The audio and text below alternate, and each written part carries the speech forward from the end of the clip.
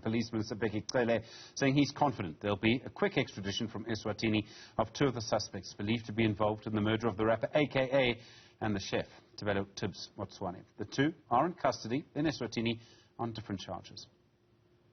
We did speak with the Minister of Justice yesterday. We don't expect too many hiccups on the matter.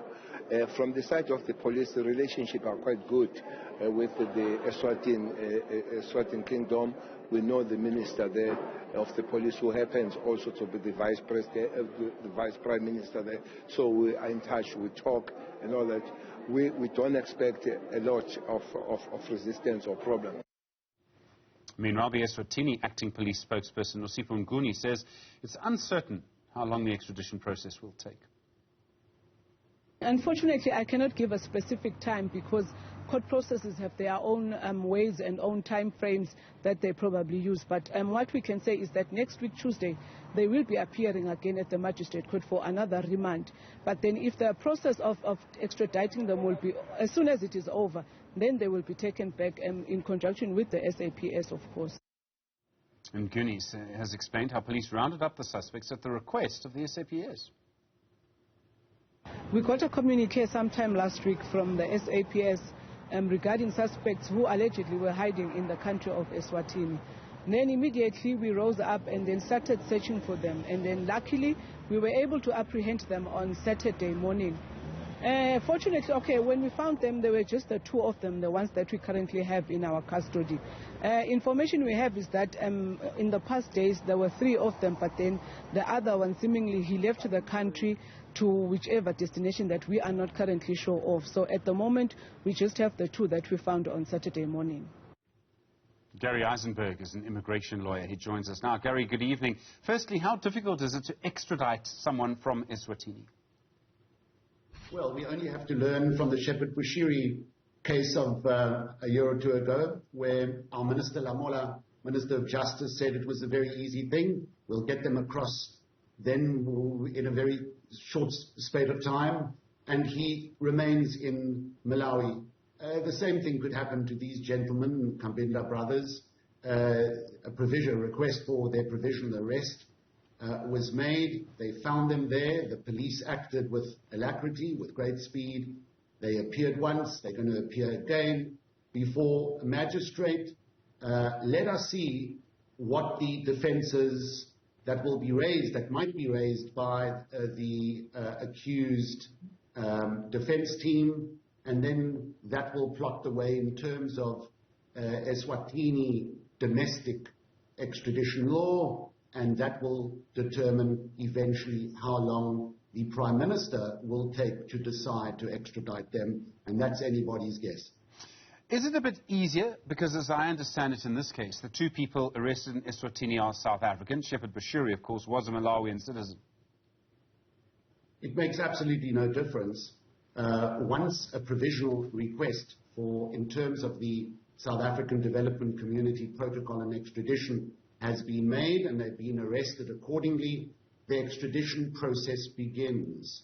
And once that extradition process begins with that arrest, nothing else matters. They are actually protected by that process until the very end. It's interesting that Eswatini has decided, and I'm not entirely sure who in Eswatini or who makes that decision, that this is an extradition issue, because Eswatini police have said that these two men, these two South African men, arrived in Eswatini illegally. Would that not give the government of Eswatini the option to just deport them?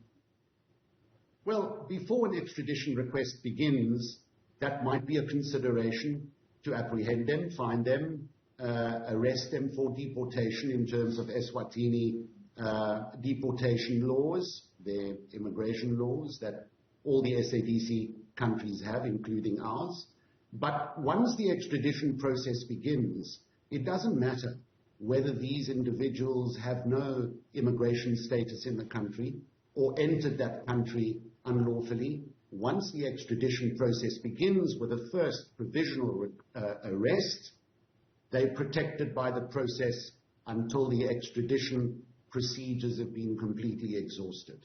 Once, let's say, they defeat the South African extradition request and they are victorious in their defense, they are released from prison, if they're committed to prison, and then they will find themselves vulnerable to deportation procedures, but not during the extradition process itself. Okay, so it can't be changed now. It's an extradition process. It has to stay an extradition process until the very end. Correct. That's the way it works in terms of the SADC protocol and in terms of the domestic laws of most of the members thereof. It's interesting because Tanzania decided to do something very different. Thabo Bester arrived in their country illegally, and they decided to just deport him. I mean, it helped that we had sent a plane to fetch him just in case, but still, they did a completely different thing. Well, that was before the extradition process. I don't think there was an extradition a request made. The South African authorities and the Kenyan authorities dealt with it on a completely different basis. They apprehended them, they found them, and they deported him. With regard to his partner, the good doctor, she was found to have agreed to be returned to South Africa, and therefore there was no process involved at all. So all of this in the Eswatini case now, Gary, could take quite a long time. I mean, we're probably talking a year before these two come back at least. Well, a year or 2 years or 3 years, depending on what sort of resources they have, what the quality of their defense team has, and Eswatini domestic law. They could raise every defense under the sun. The Eswatini court process could be bogged down for various procedural and other pragmatic reasons. So it's anybody's guess at this stage how long it will take, despite our Minister of Police's very lukewarm understanding of the process. Gary Eisenberg, thank you very much indeed, the immigration lawyer. I really do appreciate the time.